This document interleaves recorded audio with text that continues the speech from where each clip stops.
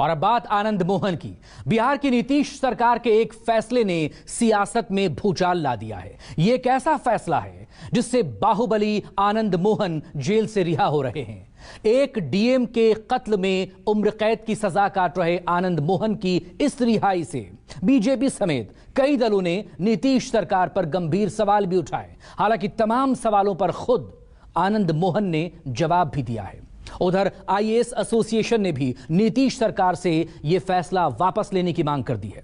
आखिर नीतीश कुमार ने इस बाहुबली के लिए किस नियम में बदलाव किया और किस तरह डीएम जी कृष्णैया हत्याकांड को अंजाम दिया गया था, इस रिपोर्ट में।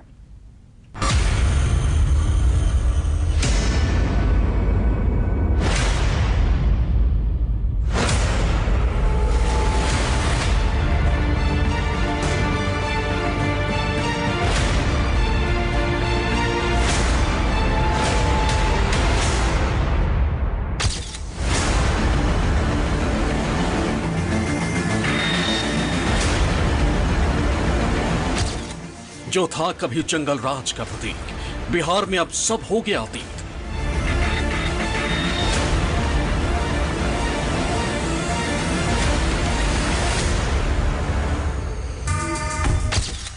डीएम का हत्यारा, सरकार का दुलारा।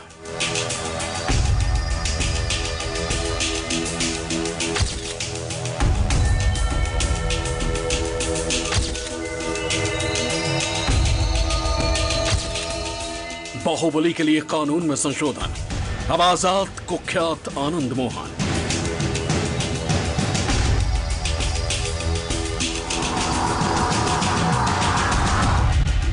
राज्य सरकार और खास करके मुख्यमंत्री जी का आभार प्रकट कर।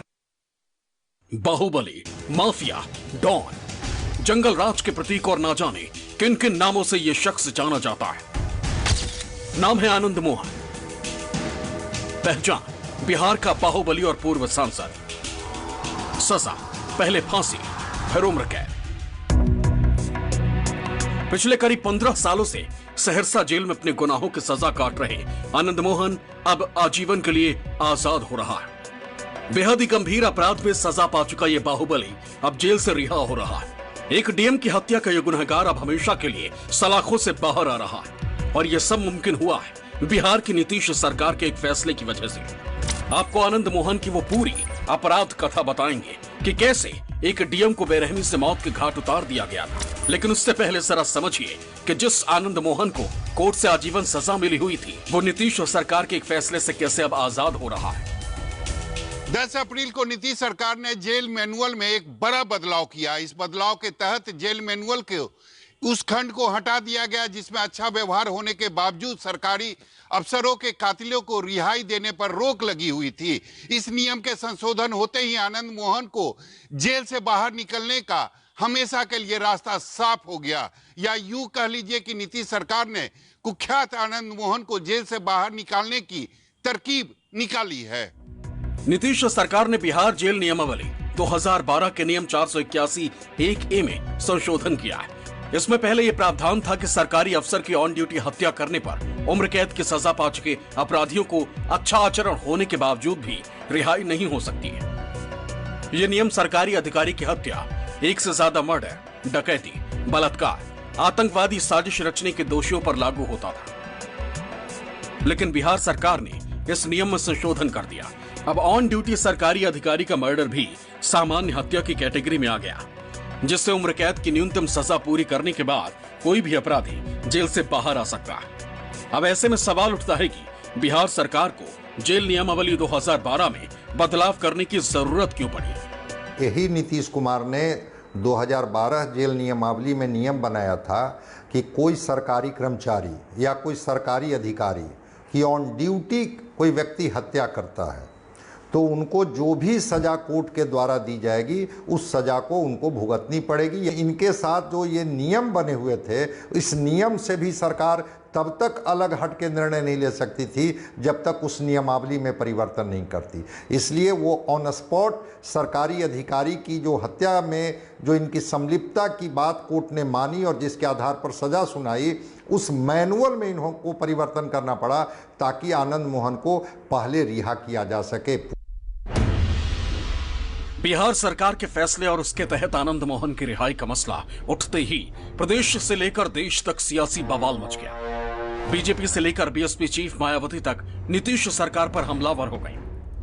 बाहर निकल कर क्या करेंगे, और कोई बीजेपी की मदद तो करेंगे, नहीं तो मदद करेंगे सरकार की मदद करेंगे, तो बूथ लूटने का काम करेंगे, लोगों में आतंक भय पैदा करेंगे ताकि नीतीश कुमार प्रधानमंत्री बन सकें, तेजस्वी मुख्यमंत्री बन सकें।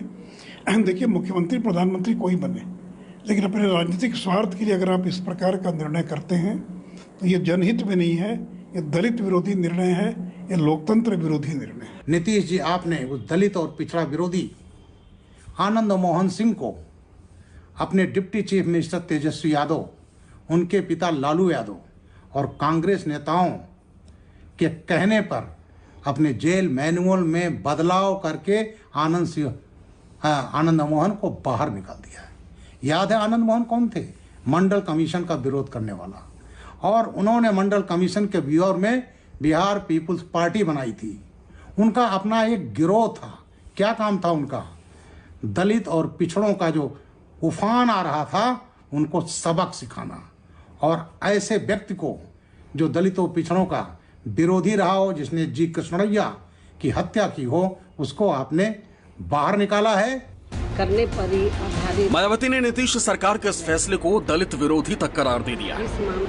आनंद मोहन बिहार में कई सरकारों की मजबूरी रहे हैं, लेकिन गोपालगंज के तत्कालीन डीएम श्री कृष्णैया की हत्या मामले को लेकर नीतीश सरकार का ये दलित विरोधी और अपराध समर्थक कार्य से देश भर के दलित समाज में काफी रोष है।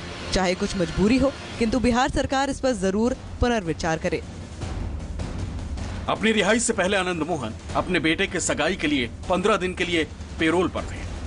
मंगलवार को ही उनका पेरोल खत्म हुआ। इसके बाद फिर वापस सहरसा जेल गए। जेल की प्रक्रिया पूरी होने के बाद वो बाहर आ जाएंगे, लेकिन उससे पहले अपने और नीतीश सरकार पर लग रहे तमाम आरोपों और सियासी विरोध का खुद जवाब दिया।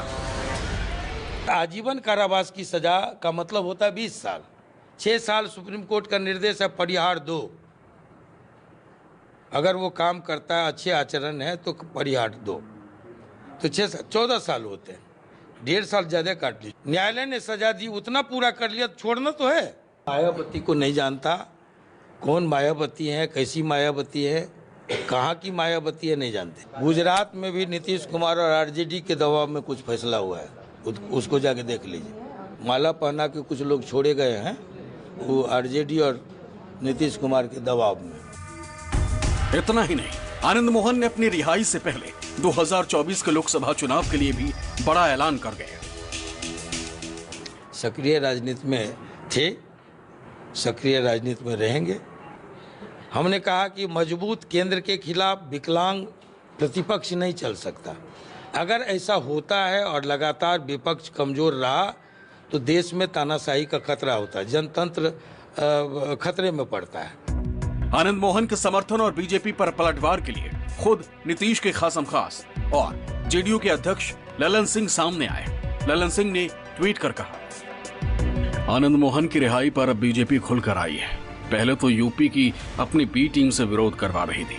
बीजेपी को यह पता होना चाहिए कि नीतीश सरकार के सुशासन में आम व्यक्ति और खास व्यक्ति में कोई अंतर नहीं किया जाता है। आनंद मोहन ने पूरी सजा काट ली है और जो छूट किसी भी सजायाफ्ता को मिलती है वो छूट उन्हें नहीं मिल पा रही थी, क्योंकि खास लोगों के लिए नियम में प्रावधान किया हुआ था। नीतीश कुमार ने आम और खास के अंतर को समाप्त किया और एकरूपता लाई, तब उनकी रिहाई का रास्ता प्रशस्त हुआ। अब भाजपाइयों के पेट में न जाने दर्द क्यों होने लगा। सियासत के लिए ही तो सियासती फैसले होते हैं। स्वाभाविक है कि आनंद मोहन की रिहाई का लाभ महागठबंधन उठाने की कोशिश करेगी। परसेप्शन बनाने की कोशिश की जाएगी कि नीतीश कुमार का ये फैसला आरजेडी के दबाव में लिया गया फैसला है। तो आरजेडी खास करके उस समाज को, जिस समाज के बारे में आनंद मोहन जी दावा करते हैं कि उसका प्रभाव अभी भी उस समाज पर प्रभाव है, अभी भी मेरा, उस समाज के बीच में जाके मैसेज देने की कोशिश करेंगे। तो महागठबंधन के अपने राजनीतिक हित होंगे जिसको साधने की कोशिश करेगी। अब जरा ये भी जान लीजिए कि आनंद मोहन किस मामले में सजा काट रहे थे।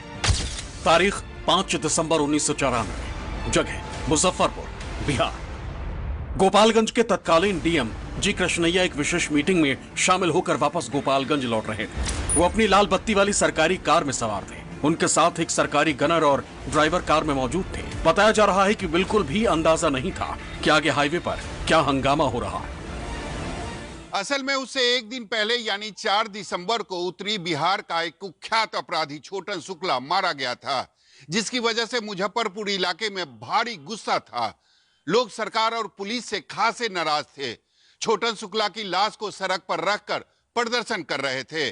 बताया जाता है कि उस वक्त हाईवे पर धरना प्रदर्शन करने वाले लोगों की संख्या हजारों में थी। इस बात से बेखबर गोपालगंज के डीएम जी कृष्णैया की सरकारी कार तेजी से हाईवे पर दौड़ रही थी। जैसे ही कार प्रदर्शनकारियों के करीब पहुंची तो वहां मौजूद भीड़ लाल बत्ती लगी सरकारी कार देखकर भड़क गई। गुस्साए लोगों ने उनकी कार पर पथराव शुरू कर दिया। इस दौरान उनकी कार का चालक और सरकारी गनर उन्हें बचाने की कोशिश करने लगे, लेकिन भारी भीड़ के सामने वो ज्यादा देर नहीं टिक सके। हिंसक भीड़ ने खाबरा गांव के पास जी कृष्णैया को पीट कर मौत के घाट उतार दिया। बाद में पुलिस ने मौके वारदात से उनकी खून से सनी लाश बरामद की थी। इस हाई प्रोफाइल मर्डर केस में नाम आया माफिया आनंद मोहन का। यूं तो आनंद मोहन पर कई संगीन आरोप लगे, अधिकतर मामले या तो हटा दिए गए या वो बरी हो गए, लेकिन डीएम जी कृष्णैया की हत्या का मामला आनंद मोहन के लिए गले की हड्डी बन गया। आरोप था कि डीएम की हत्या करने वाली उस भीड़ को आनंद मोहन ने ही उकसाया था। यही वजह थी कि पुलिस ने इस मामले में आनंद मोहन और उनकी पत्नी लवली समेत 6 लोगों को नामजद किया था। गैंगस्टर छोटन शुक्ला के भाई को भी आरोपी बनाया गया था। जिस साल डीएम जी कृष्णैया की हत्या हुई उस वक्त आनंद मोहन सहरसा के महिषी सीट से जनता दल के विधायक थे। ये केस अदालत में चलता रहा और साल 2007 में पटना हाईकोर्ट ने आनंद मोहन को दोषी करार देते हुए फांसी की सजा सुना दी। हालांकि 2008 में इस सजा को उम्र कैद में तब्दील कर दिया गया। साल 2012 में आनंद मोहन ने सुप्रीम कोर्ट से सजा कम करने की अपील की थी, जिसे कोर्ट ने खारिज कर दिया था। तभी से वो जेल में बंद है। जेल में रहते हुए वो शिवहर से 2 बार सांसद भी बने। पहली बार 1996 में जनता दल के टिकट और दूसरी बार 1998 में आरजेडी के टिकट पर जीत दर्ज की थी। इस दौरान कई कानूनी दांव-पेच भी लगाए गए, लेकिन आनंद मोहन की रिहाई संभव नहीं हो पाई। इस फैसले को मैं मानता हूं कि यही नीतीश कुमार ने यह नियम बनाई थी, कोई दूसरे नीतीश कुमार नहीं थे, और यही नीतीश कुमार यू टर्न लेते हैं। भाई एक आपका ही फैसला है कि अगर किसी व्यक्ति की हत्या सरकारी कर्मचारी की या सरकारी अधिकारी की हत्या ऑन ड्यूटी होती है तो उस व्यक्ति को किसी भी तरह की छूट नहीं दी जाएगी, और आप ही हैं जो आपने तय किया कि नहीं उनको छूट दी जा सकती है अगर उनके आचरण अच्छे रहे हैं। तो 14 साल की अगर सजा वो काट लिए हैं तो आप उसको, तो आप अपने ही फैसले पर फर्म नहीं है, अडिग नहीं है। तो ये नीतीश कुमार जी का जो यू टर्न है, इस फैसले को मैं मानता हूं कि कोई बहुत फर्म फैसला इनका नहीं है। आनंद मोहन के अलावा उनकी पत्नी लवली आनंद भी सियासत में है। 1994 में लवली आनंद ने वैशाली लोकसभा का उपचुनाव जीतकर राजनीति में एंट्री की थी।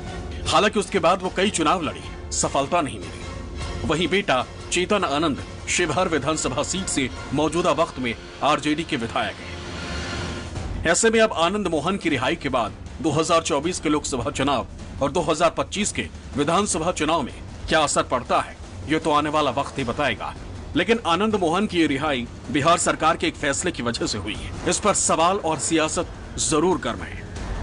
पटना से सौरभ कुमार के साथ ब्यूरो रिपोर्ट, न्यूज़ 24।